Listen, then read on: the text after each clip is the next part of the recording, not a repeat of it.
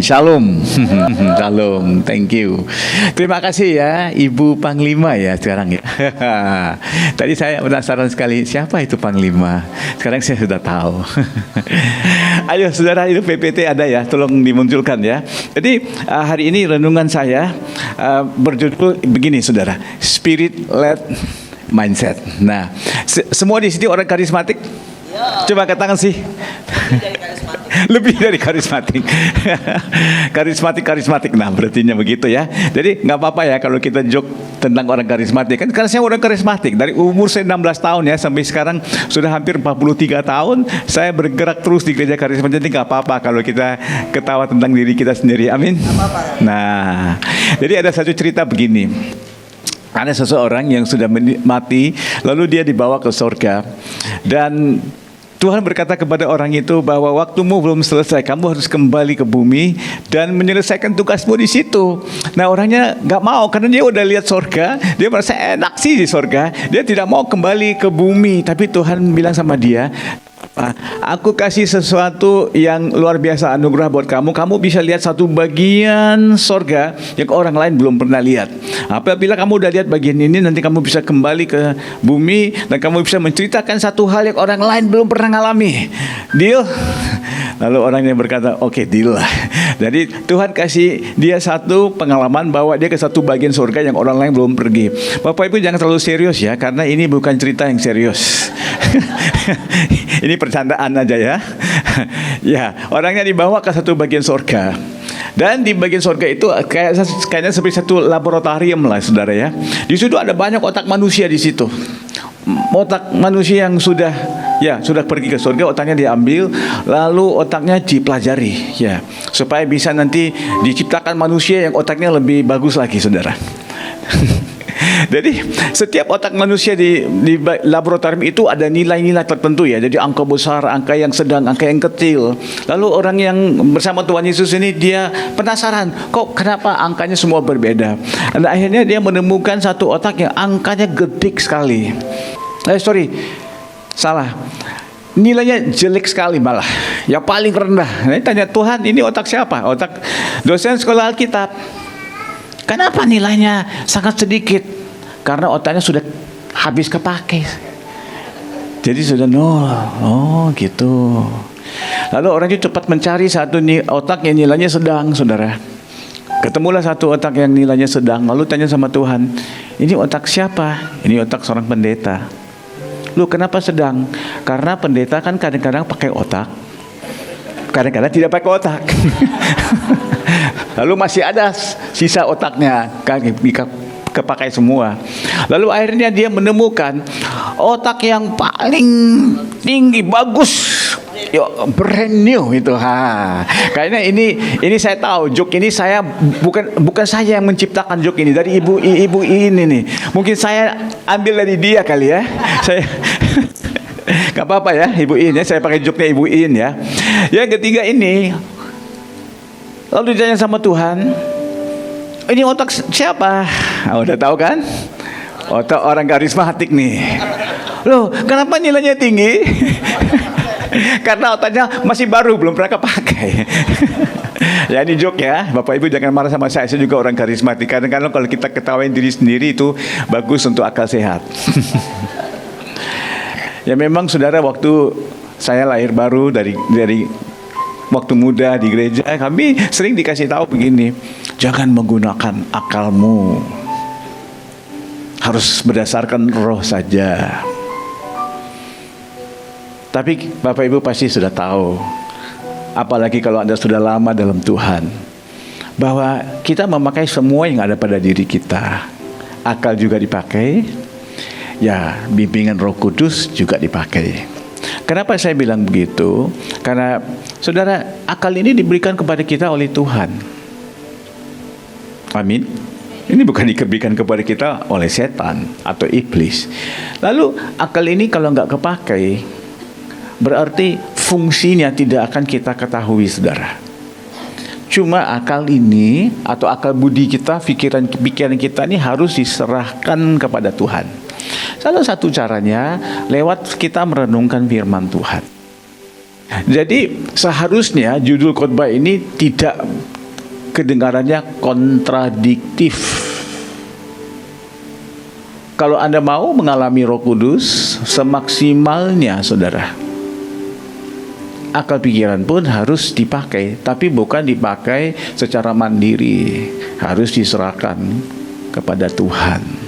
Nah, saya mau memberikan Anda satu cara berpikir yang menurut saya itu alkitabiah, tapi mungkin karena kita juga dari kecil, dari waktu kita di gereja-gereja kita, semuanya ada pengajaran yang kita terima di banyak tempat, mungkin kita nggak pernah melihat perspektif seperti ini.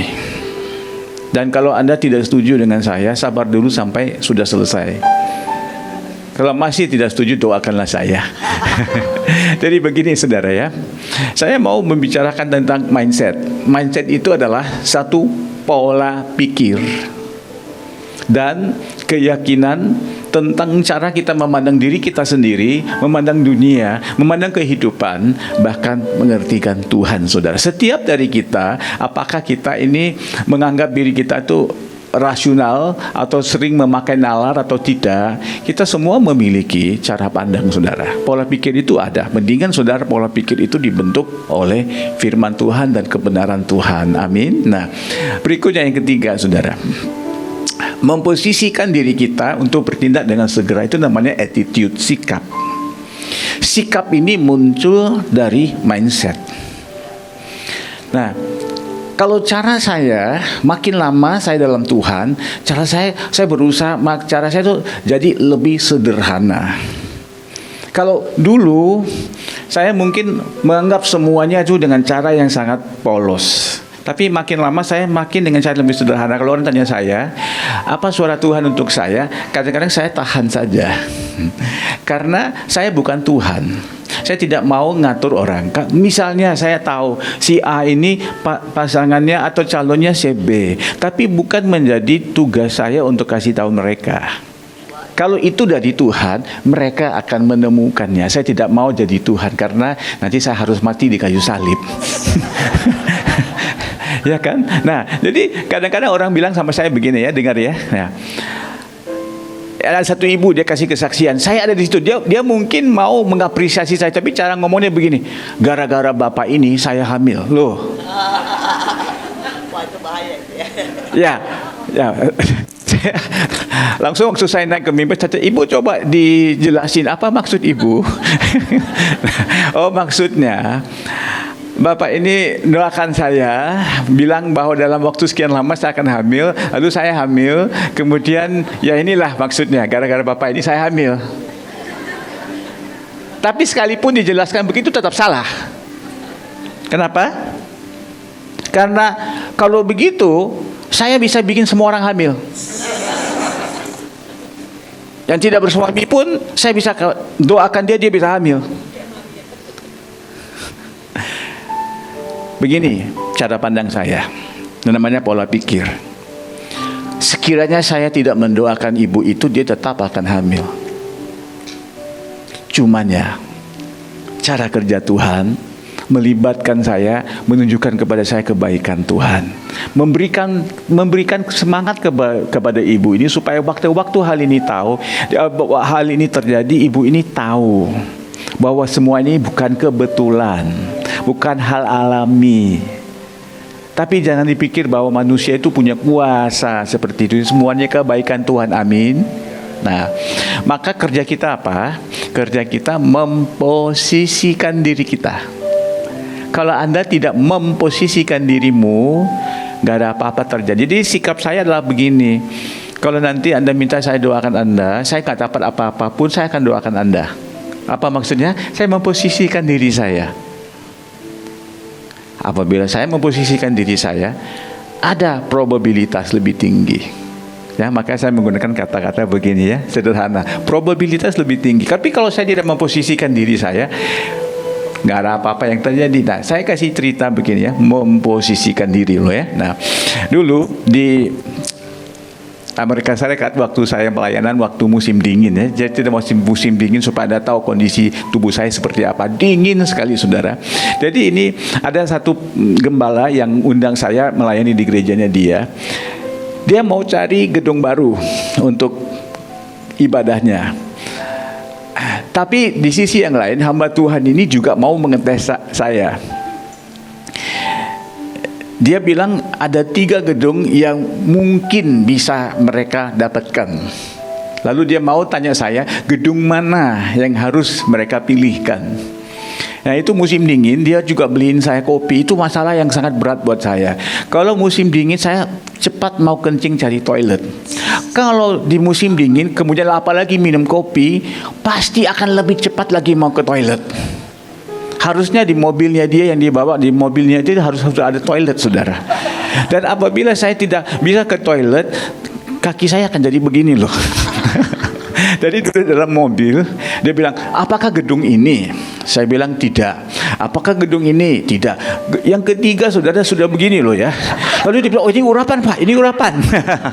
Saya bilang bukan urapan, ini mau ke toilet. Nanti dulu Pak. Nah kalau yang dia cuma punya 3 pilihan kan. Yang pertama saya bilang enggak, kedua saya bilang enggak. Lalu secara logika apa?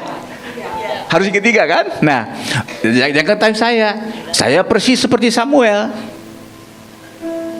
Kan Samuel mendatangi yang namanya Isai.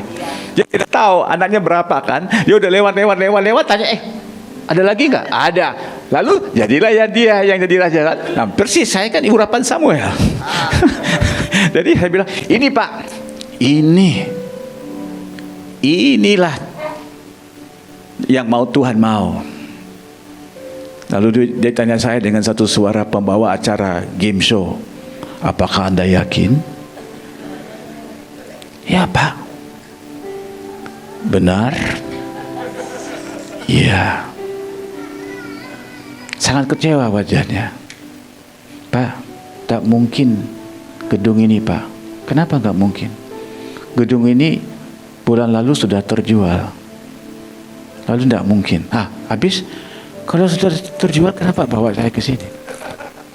Karena saya mau ngetes Bapak. Loh, saya udah lupa tentang soal kencing itu, saya udah lupa.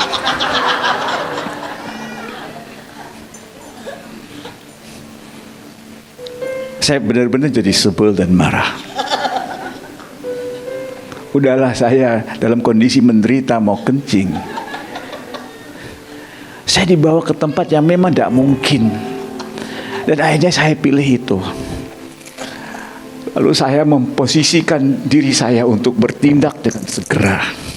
Saya berkata kepada dia, dengar sini ya, dalam waktu 3 bulan, agen yang telah menjualkan properti ini akan kembali kepada Anda dengan berkata, perjanjian yang tadinya sudah disepakatin akan batal.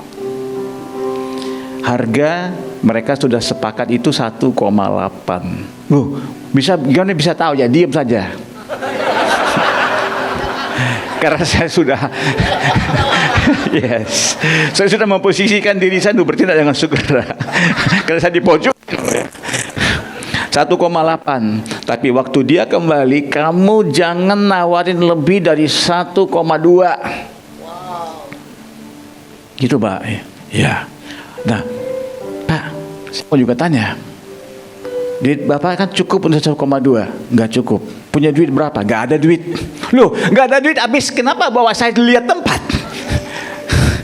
Memang ini orang karismatik.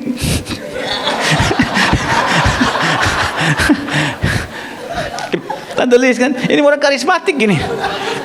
Dia nggak pakai otak. Dia hanya memposisikan dirinya aja. Dia memposisikan diri, memojokkan saya. Akhirnya saya juga memposisikan diri. Saya bilang, jangan tawar lebih dari 1,2. Ya gitu ya Pak ya. Ini suara Tuhannya. Ya, tunggu aja 3 bulan. Nanti akan tahu apa suara Tuhan atau suara manusia, atau manusia yang lagi kedinginan saat mau kencing. Tidak sampai 3 bulan, 2 bulan lebih ditelepon saya, Pak, saya mau undang Bapak lagi ke sini. Itu dealnya sudah close. Berapa harganya? 1,2. Loh, kenapa 1,2? Kan Bapak yang bilang 1,2. Saya tidak bilang 1,2. Saya bilang jangan lebih dari 1,2. Lu ngerti nggak?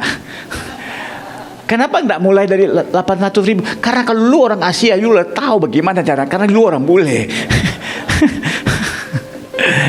Nah, apakah waktu itu saya nyatakan hal itu kepada dia, saya itu sadar ada satu suara dari luar yang berbicara kepada saya? Seingat saya tidak ada. Apa yang saya lakukan hanya memposisikan diri saya untuk bertindak. Dan kalau Anda tidak menyampaikan apapun, tidak ada satupun yang terjadi. Sikap saya adalah, ya saya melakukan yang terbaik untuk orang yang saya layani. Kalau salah, mudah-mudahan gak ada apa-apa yang terjadi kepada dia, tapi saya akan belajar. Bukan saya menjadikan orang kelinci pencobaan, bukan. Saya mau melakukan yang terbaik dengan niat mau melakukan yang terbaik, memberkati orang. Tuhan akan menyertai kita. Itu cara berpikir yang membawa kepada satu sikap. Nah, slide yang berikutnya Anda lihat satu hewan di sini kan? Apa ini? Saya sebenarnya bilang lewat hewannya, kamu lihat pakunya. Kenapa ya? Nah kan, gajah kan? Kalau Anda jawab ini salah, saya nggak datang lagi ke sini loh ya. Saya keturunannya orang apa? Karismatik. Lu mau tahu tentang keturunan saya dari nenek moyang saya? Saya suku apa? Kan dulu saya pernah bilang apa Bangladesh. Saya kan pernah berdiri di sini dulu kan, borong saya itu suku saya loh. Apa Indian? Kan wajah begini kan langka-langka, berseri-seri itu apanya. Nah, Sri Lanka kan. Jadi waktu saya ke Sri Lanka, saya lihat ada satu tempat di mana mereka seperti memelihara gajah. Dan gajahnya seperti ini, diikat begitu saja, dan gajahnya nggak pernah bergerak. Lalu orang yang dia ajak saya supaya lebih mendekat ke gajahnya. Saya nggak berani kalau gajahnya begitu besar. Nah, nggak nyangka saya ya, hewan yang hanya makan sayur aja begitu besar. Oh, jadi ini teori baru, makan daging supaya jangan jadi besar ya. Oke. Nah, jadi saya tanya sama orang itu ya, yang jaga gajah ini. Gajah ini nggak akan lepas. Ya nggak akan lepas. Kenapa nggak akan lepas? Karena dari kecil gajah ini sudah diikat. Dan dia udah biasa bahwa waktu dia kecil memang nggak cukup kuat untuk lepas. Lalu lama-lama pemikiran gajah ini atau ya cara berpikir, sikaplah kepada gajah ini, mentalitasnya adalah apapun yang saya lakukan saya nggak bisa bebas. Walaupun dia udah jadi kuat, strong, tapi tidak bebas. Strong but not free. Mindset yang sudah terikat. Sedangkan kalau kita baca firman Tuhan, itu untuk membebaskan kita, saudara. Maka ada yang berikutnya ini. Nah, jadilah seperti ini. Coba jangan takut, kasih tahu ini apa? Kuda yang apa? Jangan bilang kuda liar. Ini kuda yang bebas. Bebas tapi tidak liar. Ketahuilah bahwa dalam Tuhan ada banyak ruang untuk kita bebas. Nah, kalau liar nggak ada, saudara. Bebas. Jadi kadang-kadang kalau kita mau mendapatkan sesuatu dari Tuhan, ketahui bahwa kalau Anda benar-benar peka, kepekaan itu bukan hanya bisa menangkap suara Tuhan. Kepekaan itu adalah kemampuan untuk tahu pada waktu Tuhan sama sekali tidak berbicara. Dan Tuhan tidak berbicara tidak berarti kita tidak bertindak. Nah, itu namanya juga kepekaan alias kedewasaan. Kita ini diciptakan oleh Tuhan menjadi anak-anak yang bebas tapi tidak liar. Karena kalau kita tidak bebas, kita nggak bisa melakukan penyembahan. Penyembahan kepada Tuhan itu mesti bebas. Toh, tadi pagi saya nggak tahu ada jam berapa dari rumah kan, tapi nggak ada yang paksa kita ke sini kan. Kita bebas ke sini. Nggak ada suara yang memanggil kita kan. Nggak ada satu suara yang manggil kita, dan nggak ada macam-macam lah ya. Nggak. Nah, memang saudara, kebanyakan hal yang kita lakukan dalam hidup kita dalam Tuhan pun harusnya begitu. Karena dengan cara demikianlah kita bisa berjalan di dalam iman. Abraham, atau namanya waktu itu Abram, tinggalkanlah keluargamu dan kampung halamanmu dan pergilah ke satu tempat. Mana? Yang akan kutunjukkan. Itu gimana loh? Mau masukkan ke Google Map lokasinya. Yang akan kutunjukkan. Gimana loh? Kalau orang seperti saya tidak bisa bergerak kalau saya nggak tahu maunya kemana. Tapi dalam kehidupan ini begitulah caranya Tuhan. Tapi saya takut salah. Ya, mungkin saja kita salah, tapi jangan takut salah. Salah boleh, tapi jangan takut salah. Karena kalau kita salah, ada Allah yang setia, yang tidak meninggalkan kita gara-gara kita salah saja. Dia tetap menyertai kita. Abram itu pernah salah nggak? Yang Ismail itu apa? Tapi bukan salahnya Abram, salahnya istrinya yang suruh-suruh begitu. Ya pikir Ismail kan bukan kehendak Tuhan. Nah, kalau Ismail itu kehendak Tuhan, ngapain di Kejadian 22? Ya, mau lihat boleh ya. Kejadian 22. Kejadian 22, Tuhan berbicara kepada Abraham. Ambillah anakmu yang tunggal itu. Loh, pada waktu itu dia kan sudah punya anak dua. Ismail, Ishak. Apakah Tuhan tidak tahu bahwa Abraham itu punya anak dua? Oh, tahu dong. Tapi Tuhan tidak mengakui yang satu lagi itu. Ismail tidak diakui. Walaupun Tuhan tetap memelihara Ismail. Nah, maksud saya bukan mengajak kalian itu hidup liar, lalu langsung hidupnya lalai, melakukan bermacam-macam kesalahan. Tapi dalam hidup ini, setiap dari kita akan ada yang namanya kesalahannya, salah hitungnya. Di situ Anda akan mengalami kasih setia Allah. Bebas, tetapi tidak liar. Oke, jadi mari kita lihat bagian firman Tuhan ini. Di dalam Kisah Para Rasul, pasal 16, ini baru muncul ayat 6 sehingga ayat 8. Nanti di slide berikutnya akan muncul ayat 9 dan 10. Saya rasa saya tidak mau membacakan semuanya. Saya menjelaskan saja ringkasannya. Anda menemukan nanti kalau membacakan sendiri juga dengan lebih teliti. Kisah Para Rasul pasal 16. Paulus, rasul ya, bukan Paulus tetanggamu ya. Rasul Paulus, tahu Rasul Paulus kan? Rasul Paulus yang lewat inspirasi Roh Kudus menulis 2/3 daripada isi perjanjian baru loh ya. Rasul Paulus itu, Rasul Paulus yang mendoakan orang-orang sakit dengan mereka semua membangkitkan orang yang sudah mati. Rasul Paulus yang bertemu dengan Tuhan Yesus dalam perjalanannya ke Damsyik. Itu Rasul Paulus itu loh ya. Rasul Paulus ini bukannya susah mau download dari Tuhan loh ya. Dia bukan seperti kita. Dia pakai teknologi tinggi, teknologi rohani tinggi loh ya. Kita mungkin 5G, dia mungkin 50G ya. Harusnya begitu kan. Nah, lalu Anda melihat Paulus dengan rombongannya, lalu disebut mereka lagi dalam perjalanan mau ke satu tempat, cumanya mereka tidak tahu harus kemana. Ini juga membingungkan, merangkap juga memberikan saya dorongan, semangat. Loh, ternyata Rasul Paulus juga tidak tahu semua yang harus dilakukan dalam hidupnya. Ini ada ayat-ayat yang saya sudah kasih warna. Ada berapa warna Anda lihat? Nah, kalau ini tes ini Anda tidak bisa lulus, jangan nyetir mobil lagi ya. Nanti di lampu merah Anda berhenti Anda. Ada berapa warna? Ada biru, ada merah, ada hijau, dan ada hitam. Nah, yang hitam kayaknya kita bisa abaikan saja.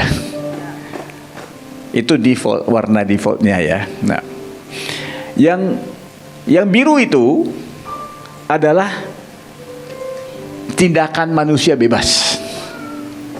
Tidak ada siapapun yang mengarahkan dia. Dia mengambil pilihannya sendiri. Dia bertindak dengan bebas. Yang biru, kayak misalnya yang biru, mereka melintasi tanah Frigia dan tanah Galatia. Mereka bertindak dengan bebas. Kalau yang biru lagi, mereka mencoba masuk ke daerah Bitinia. Itu mereka bertindak dengan bebas. Dan terakhir, setelah mereka melintasi Misia, mereka sampai di Troas, itu mereka sendiri yang bertindak. Amin. Nah, yang warna merah itu adalah bimbingan Roh Kudus atau bimbingan Tuhan yang spesifik.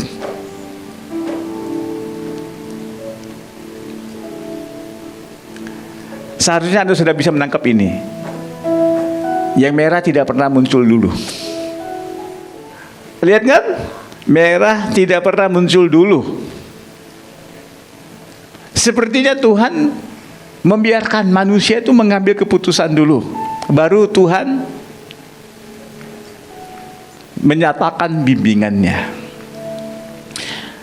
Ada satu hal lagi yang Anda mesti lihat, bahwanya Rasul Paulus itu dia terbuka untuk berjalan yang di namanya daerah biru itu. Dia tidak jadi nganggur, mentok cara berpikirnya. Spirit led mindset. Gak apa-apa kalau Tuhan belum tunjukkan, saya berjalan dulu, tapi dengan hati saya terbuka kepada Tuhan. Dan nanti Tuhan akan kasih pelurusan. Kita membaca di Injil Matius pasal 1, kira-kira di ayat 18-19 di situ. Suami Maria atau waktunya tunang Maria bernama Yusuf kan? Benar ya, Tante Lis ya? Kan gara-gara saya lihat dia, sekarang saya khotbahnya lebih lama. Gak apa-apa. Tapi, ya memang ibu duduk di kursi itu kan enak, mereka duduk di bawah. Tapi bukan salahnya ibu ini, salahnya kalian. Kenapa nggak bawa seperti dia juga kan? Ya. Si Yusuf mendapat tahu bahwa Maria itu hamil, ya kan? Dan dia tahu bahwa dia tidak pernah melakukan apapun dengan Maria. Lalu kalau dia hamil, secara akal sehat atau nalar, artinya ini Maria ini tidak setia, ya kan? Tapi cara berpikir Yusuf ini, aku mau menceraikan dia diem-diem. Kalau saya jadi Yusuf belum tentu loh ya. Saya mau iya, saya ceraikan lewat medsos saja. Karena semua TikTok masuk lah, apa ya, konferensi pers, semacam-macam lah. Saya datang juga ke Mahanam, si ceritakan tentang dia, saya jelekin dia, waduh hebat tuh. Supaya orang tahu bahwa saya ini orang yang baik loh. Tapi firman Tuhan mengatakan karena Yusuf ini orang yang benar, dia ada tulus, dia ingin menceraikannya diem-diem. Nah, tapi dia bermimpi. Nah, coba. Saya mau tahu, kalau Anda baca firman Tuhan, apakah aktif pemikiranmu ini? Dia lagi mempertimbangkan mau menceraikan Maria kan? Kemudian dia bermimpi. Artinya di antara dia mau menceraikan Maria, dia bermimpi, apa yang berlaku? Nah, karena akal sehat kalian kurang berjalan. Orang mau mimpi harus lakukan apa? Tidurlah. Dia harusnya sudah tidur.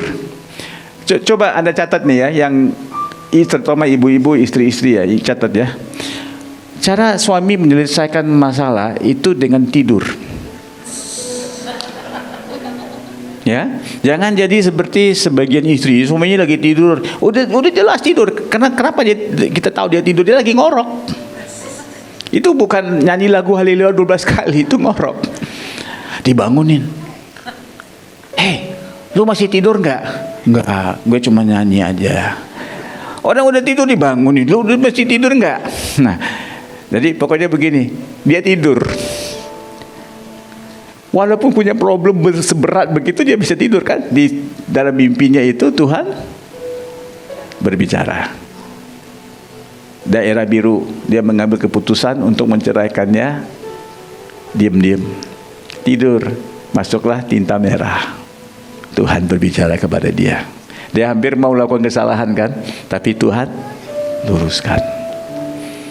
Untuk Anda mendengar suara Tuhan, Anda mesti punya hati yang bebas. Bebas untuk apa? Bebas mengetahui kalau Tuhan tidak berbicara, Anda bisa bergerak.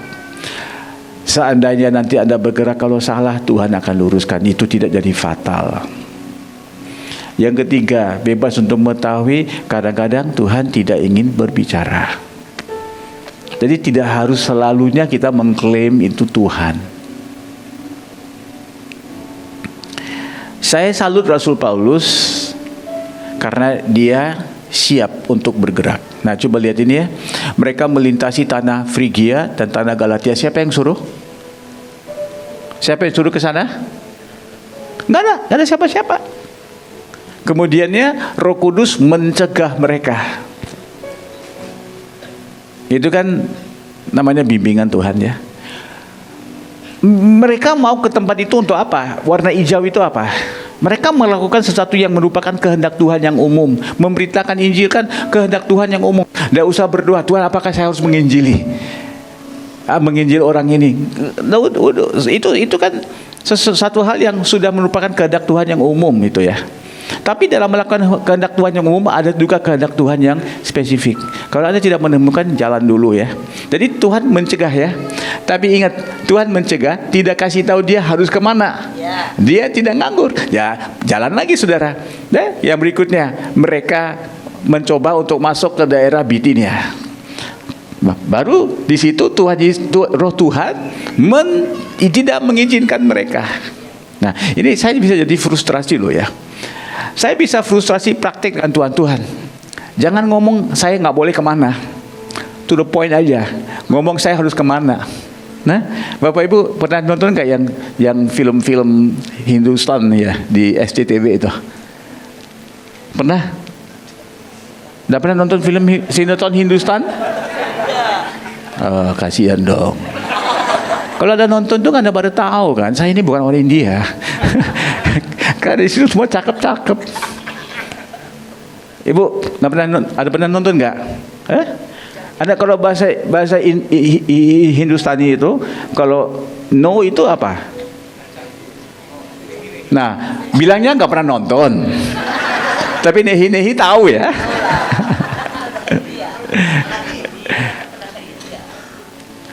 Oh kok selalu ke India orang selalu bilang nehi saja ya. Mereka mau masuk ke sana, Roh Kudus bilang nehi. Mau masuk ke situ, Roh Kudus bilang nehi. Loh, ini nehi terus saja ya. Ini yang saya ngomong dalam bahasa Inggris, negative guidance. Gak boleh. Ternyata Rasul Paulus ini bukannya bisa menangkap semuanya, karena manusia itu terbatas. Harusnya Rasul Paulus bilang, Tuhan stop, saya gak mau lagi diperlakukan begini. Saya mau tahu saya harus kemana loh.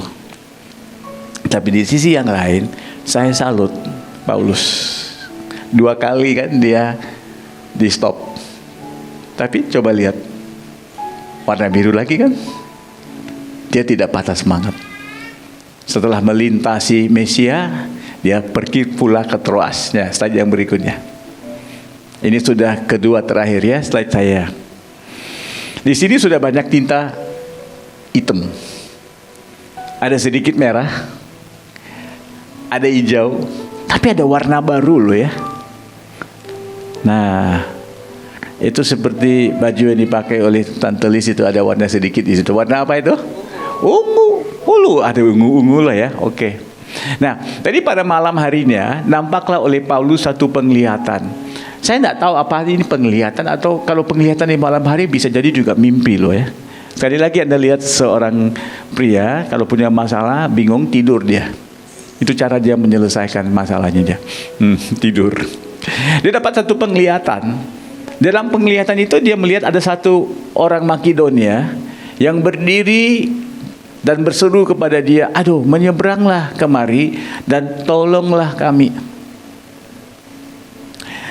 Ayat yang terakhir itu, setelah Paulus melihat penglihatan itu, segeralah kami mencari kesempatan untuk berangkat ke Makedonia. Saya stop dulu di situ ya. Makedonia itu bukan kota. Makedonia itu kayak provinsi. Seperti Tuhan berbicara kepada kita, kalian itu pergi ke Papua. Papua itu bukan satu kota. Itu satu provinsi yang cukup besar. Jadi sebenarnya mimpi ini pun tidak terlalu spesifik. Karena mau kemana di Makedonia? Nah, cuma saya tidak masukkan di teks di sini. Nanti kalau Anda mau baca teruskan boleh. Ternyata Rasul Paulus mengambil keputusan dengan rombongannya, mereka pergi ke kota Filipi, kota yang paling besar di Makedonia. Itu pakai apa? Pakai akal sehat. Kota yang paling besar, kita pergi ke situ. Dan mereka masuk ke kota itu bukan mencari orang yang mirip dengan orang yang mereka lihat dalam mimpi tersebut. Bahkan yang muncul di mimpi Rasul Paulus itu cowok. Tapi Paulus ini akhirnya dilayani oleh satu kelompok wanita-wanita di Filipi. Dan dia tidak merasa keliru, bingung. Kok saya lihat cowok yang melayani saya di sini, yang menampung saya di sini, memberikan pedumpangan kepada saya di sini, satu rombongan, satu kelompok wanita-wanita semua. Itu akal sehat bergerak di situ. Oke? Ini sudah sampai yang terakhir. Kenapa ada warna ungu? Di mana perginya warna biru itu? Bapak Ibu tahu kan? Kalau warna biru dicampur dengan warna merah jadinya apa? Ya ungu.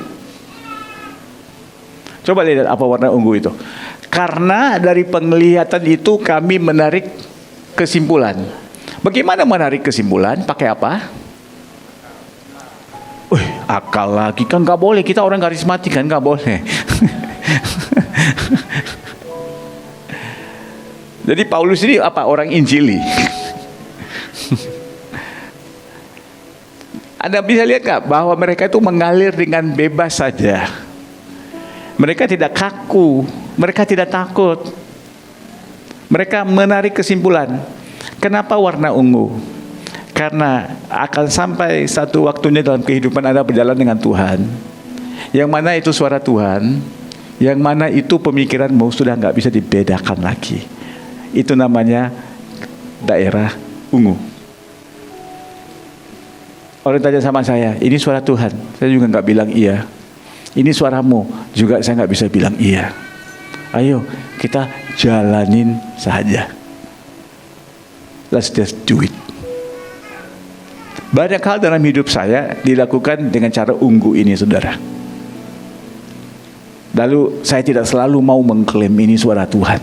Nanti ujung-ujungnya kita tahu. Ya, saya selesaikan dengan satu cerita yang sangat sederhana ini. Ini ada teman saya, Pak Hans, yang mendampingi saya, yang bawa saya ke sini. Pak Hans juga kenal orang bernama Billy yang tinggal di BSD. Ya, jadi ini berhubungan dengan satu anak muda yang saya dekat dengan anak muda ini. Ya, saya bimbing dia dari waktu usianya masih muda, kemudian sampai dia menikah, kemudian istrinya sudah melahirkan anak. Jadi waktu istrinya melahirkan anak, baru sekitar 2-3 minggu, saya datang ke Jakarta mengunjungi keluarga ini. Waktu saya berada di rumah itu, ya istrinya di atas, anaknya juga di kamar, suaminya di bawah. Tiba-tiba kedengaran istrinya di atas itu nangis. Jadi suaminya pergi ke atas, berusaha mencoba menenangkan istrinya. Habis itu dia turun, dia bilang, Pak, Bapak bisa naik nggak? Doain istri saya. Kenapa? Asinya nggak cukup. Saya bilang, saya nggak tahu kalau saya tumpangin tangan doain istrimu, asinya boleh keluar nggak? Kalau bab asi ini saya nggak tahu. Yang saya tahu dulu istri saya aja yang bisa lah ya. Nanti panggil istri saya, teleponin. Dia bilang, Pak, begini Pak, harus tumpangin tangan, doakan istri saya, dia stres. Kenapa? Karena dari tadi malam juga dia stres, nggak asinya nggak cukup. Saya bilang, ayo kita ke apotek. Untuk apa? Mau beli kaleng susu. Pak, bukan itu, kita maunya asi. Ya, kita ke apotek beliin kaleng susu. Itu sudah jam 11 malam. Pak, apotek udah tutup, Pak. Ya kita cari aja di BSD dia, mungkin ada apotek yang masih buka lah. Lalu kita ke apotek, dia ambil 2 kaleng besar. Saya bilang, jangan kaleng besar, kaleng kecil. Pak, kenapa kecil? Anak saya minum susu banyak. Nanti besok saya mesti ke apotek lagi. Enggak, yang kecil, yang paling kecil. Jangan buang duit kamu. Yang paling kecil. Lalu dia udah beli yang kecil, masuk ke mobil, kita sedang pulang ke rumah ya. Dia tanya saya, Pak, kenapa beli yang paling kecil? Dengar saya ya. Ini kaleng ditaruh aja di kamar. Nanti istrimu sudah lihat kaleng ini, dia tenang. Produksi ASI-nya pasti akan lancar. Saya akan kasih satu prediksi. Sampai kapanpun kaleng ini tidak pernah akan kepakai. Gak akan dibuka. Bapak, ini suara Tuhan gak? Jujur ya, saya tidak tahu ini suara siapa.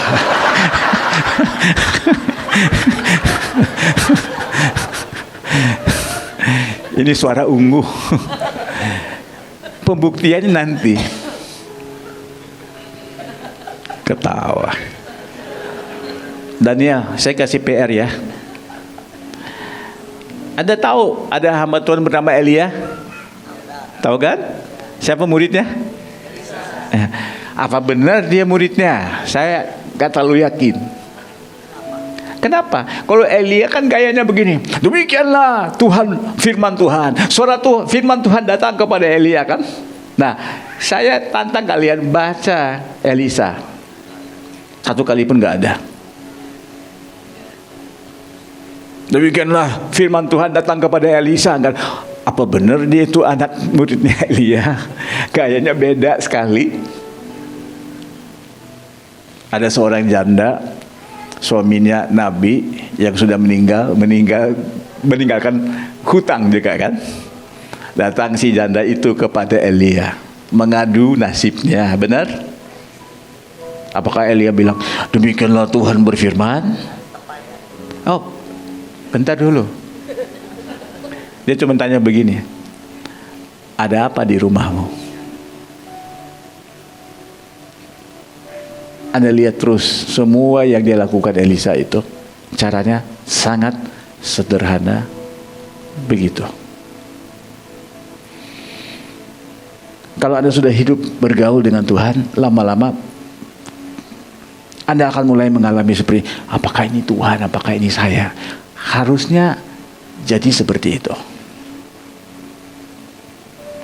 Supaya tidak perlu selalu mengklaim Tuhan bicara, Tuhan bicara. Coba lihat ini ya, perikop ini atau teks ini ya. Satu kali pun tidak berkata Roh Kudus berkata-kata. Hanya dengan kata-kata yang sangat halus. Tidak mengizinkan. Mencegah. Nah, akhirnya ujung-ujungnya kita sampai ke daerah ungu ini.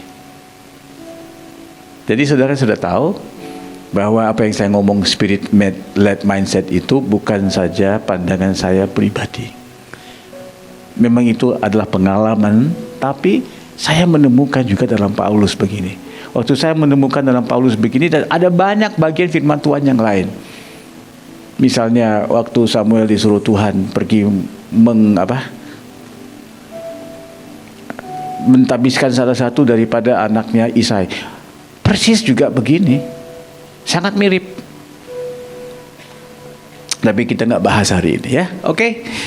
Demikian firman Tuhan kepada kita. Slide yang terakhir. Lalu kita hidup dalam Tuhan itu bagaimana caranya? Bebas, tapi tidak liar.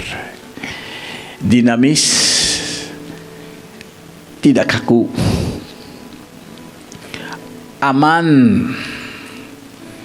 tapi tidak menjadi orang-orang yang malas. Itu saudara firman Tuhan kepada kita. Mari kita berdoa.